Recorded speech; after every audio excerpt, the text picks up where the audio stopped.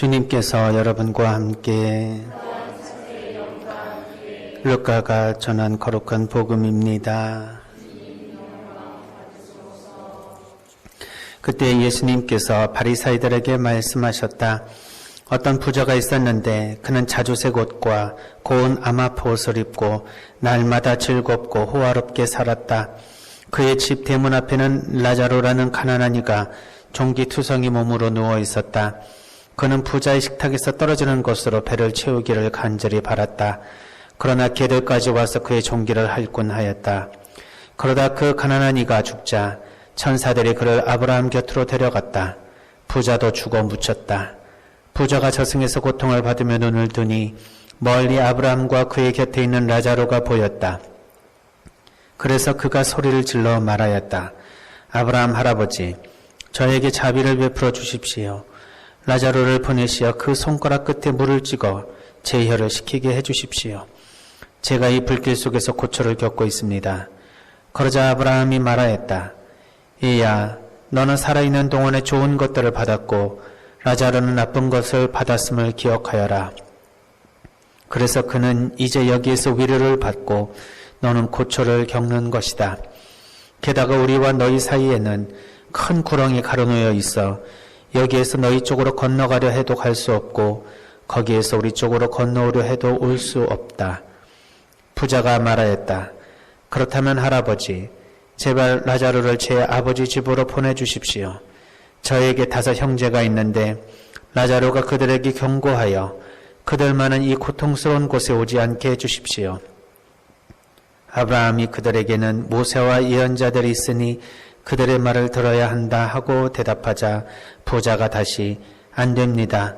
아브라함 할아버지, 죽은 이들 가운데에서 누가 가야 그들이 회개할 것입니다 하였다. 그에게 아브라함이 이렇게 일렀다. 그들이 모세와 예언자들의 말을 듣지 않으면 죽은 이들 가운데서 누가 다시 살아나도 믿지 않을 것이다. 주님의 말씀입니다. 전 예수님, 우리가 잘 알고 있는 예수님께서 라자로와 부자에 대한 이야기를 비유로 말씀해 주신 이야기를 들었습니다. 라자로는 이 부자 집에서 조금이라도 빵 부스러기든 음식 부스러기든 그것으로 배를 채우기를 간절히 바랐던 거린이었습니다. 그러나 그러한 배를 채우지 못하고 굶어서 하느님께로 갔을 때 아브라함이 그를 옆에서 위로해주고 또 저승에서 미안을 받고 있었지만 부자는 다시 죽어서는 고통을 당하는 그런 불길 속에서 힘들게 하루하루를 연명하고 있을 때 나에게 은총을 좀 달라고 이렇게 아브라함에게 이야기를 하니 이곳에서 그곳으로 건너갈 수 없으니 그렇게 해줄 수 없다라는 절망적인 얘기를 듣죠.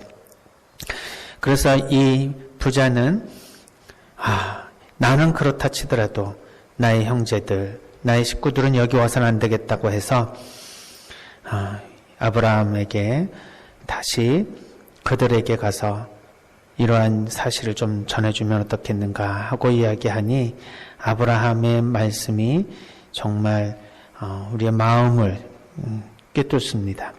그들이 모세와 예언자들의 말을 듣지 않으면 죽은 이들 가운데서 누가 다시 살아나도 믿지 않을 것이다.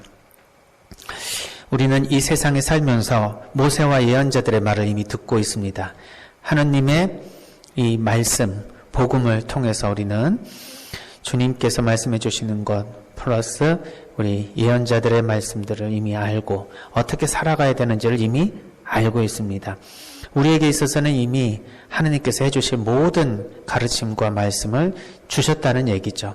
그럼에도 불구하고 우리가 최선을 다해서 복음대로 살아가지 못한다면 이거는 하느님께서 우리의 기도 중에 나타나셔서 말씀하신다. 또는 우리가 사랑하는 사람이 이미 세상을 떠났지만 다시 이 세상에 나타나서 나에게 저 세상에 이러한 세상이 있으니 복음대로 잘 살아라고 얘기한들 그걸 믿지 않을 것이다. 정말 그럴까라고 생각을 하지만 그럴 것 같습니다. 우리 인간은 자신이 믿고 싶은 것만을 믿는 경향성이 있다는 것을 우리는 잘 압니다. 아무리 사실을 가르쳐줘도 내가 믿고 싶지 않은 사실은 부정하고 회피합니다. 그러나 내가 믿고 싶은 것이 있다면 아무리 사실 같지 않아도 어떻든 간에 연결을 해서 실제적으로 그것이 진실인 것처럼 생각을 해서 받아들입니다.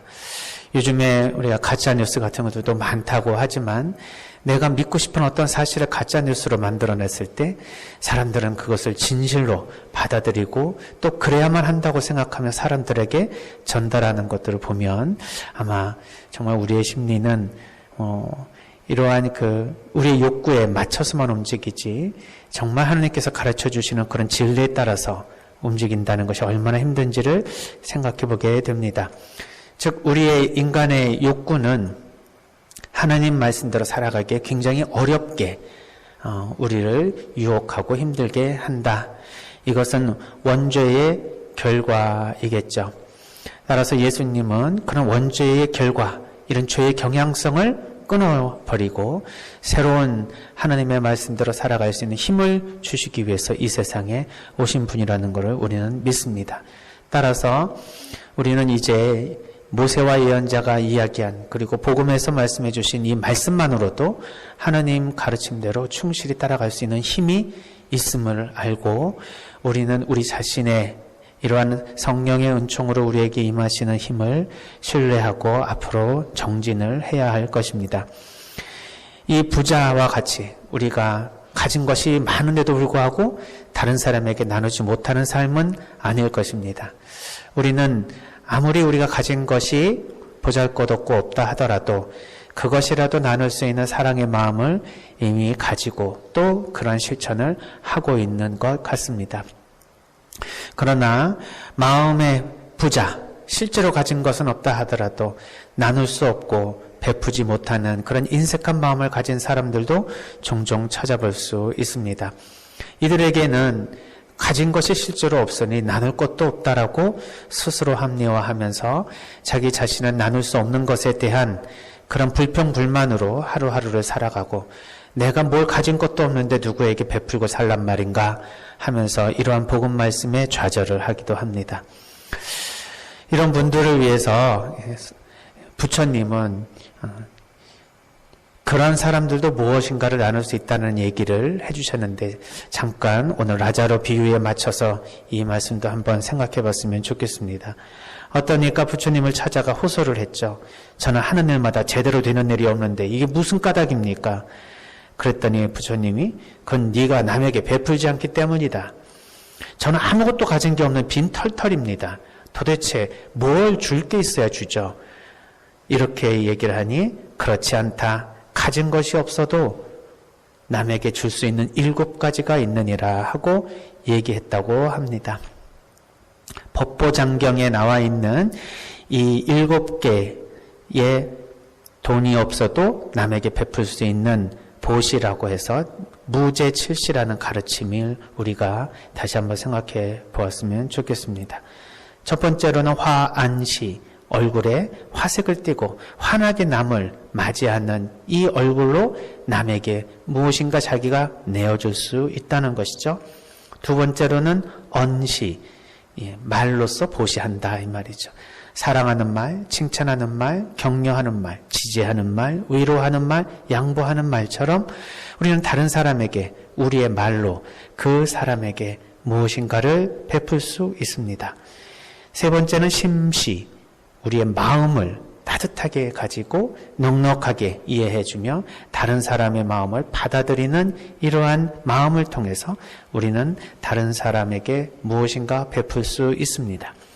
네 번째는 안시, 호의를 담은 따뜻한 눈으로 상대방에게 웃어주고 그 따뜻한 온화한 눈길을 보내는 것이죠. 다섯 번째는 신시, 몸으로 남에게 사랑을 베푸는 것입니다.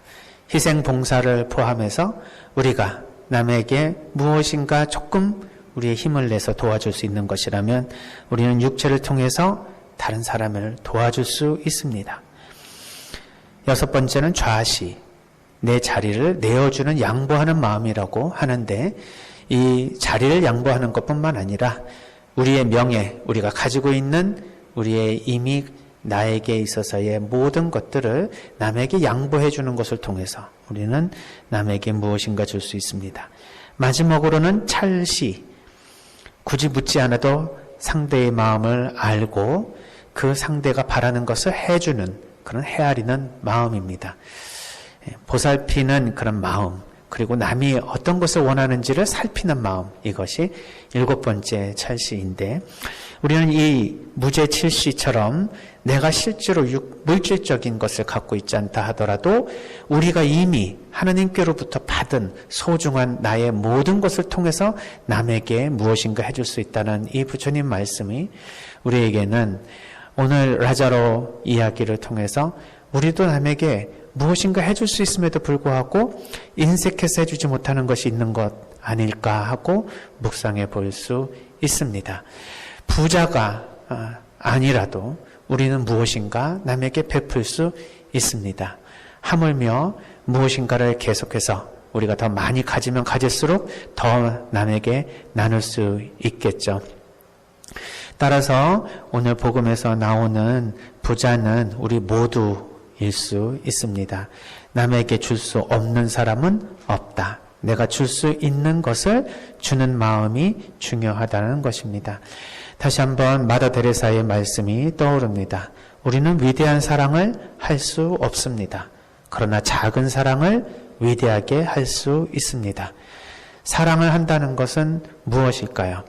큰 사랑을 생각해 보면 우리는 늘 사랑 앞에 보잘것없는 사람들이지만, 그러나 우리의 조그마한 일상에서 조그마한 사랑을 완벽하고 완전하게 할 수만 있다면 이보다 더 위대한 사랑이 어디 있을까 생각해 봅니다.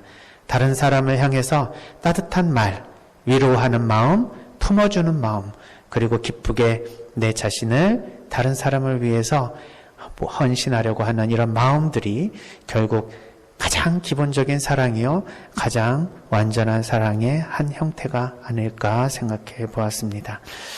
우리는 실제로 가진 것은 많지 않더라도 하나님 앞에 많은 것을 가지고 있습니다. 하나님께 받은 우리의 재능과 우리가 하나님께 받은 모든 은총을 다른 사람들에게 나누며 하나님께 진정으로 영광 드리는 삶을 살았으면 좋겠습니다.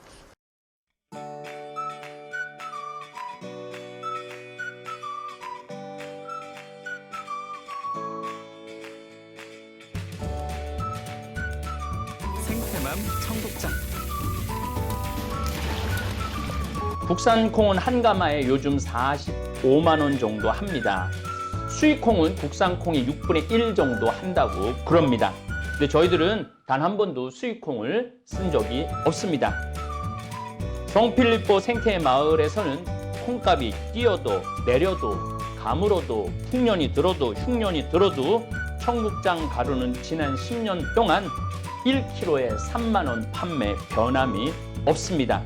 우리 생태맘, 우리 청국장 가루 이름이 생태맘입니다. 생태마음, 엄마의 마음, 이런 것을 합쳐서 생태맘 청국장 가루입니다.